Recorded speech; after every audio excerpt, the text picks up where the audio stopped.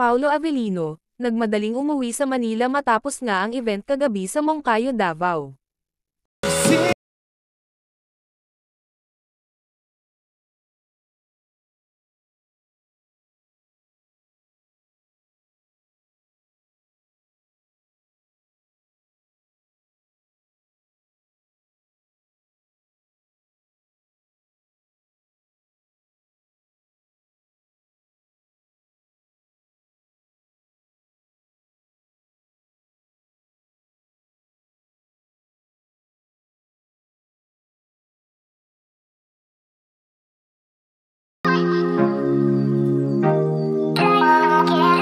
(11 PM na nang matapos si Paulo Avellino sa pag-perform kagabi, kung saan ay isa siya sa special guest sa naturang event. Maraming kinilig at pinasaya ni Paulo, lalong-lalo na ang mga kandidata na kanyang hinaharana.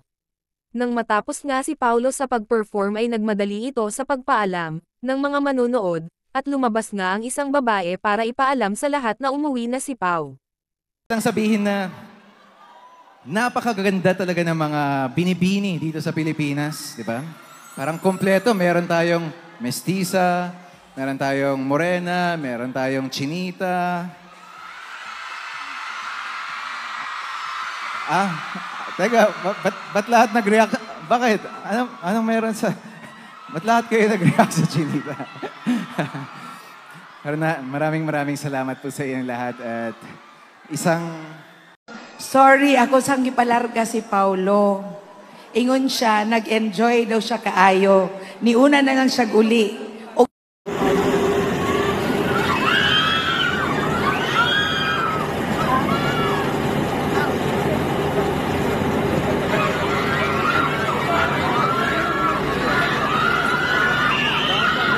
Bye, Paulo! Bye-bye, Pau! Bye! Bye, Kuya Alan! Naging usap-usapan naman ang pagmamadali nitong si Paulo sa pag-uwi, kung saan ay hindi na ito nagpahinga ng ilang oras bago bumiyahe pabalik ng Manila.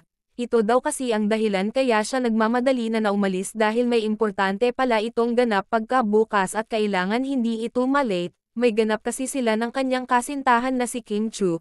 Hindi naman binanggit kung ano ang lakad ng dalawa, pero una na rin napabalita na talagang ayaw daw ni Paulo na malate or umabsent sa mga lakad nila ni Kimi. Kaya naman umalis na ito kaagad.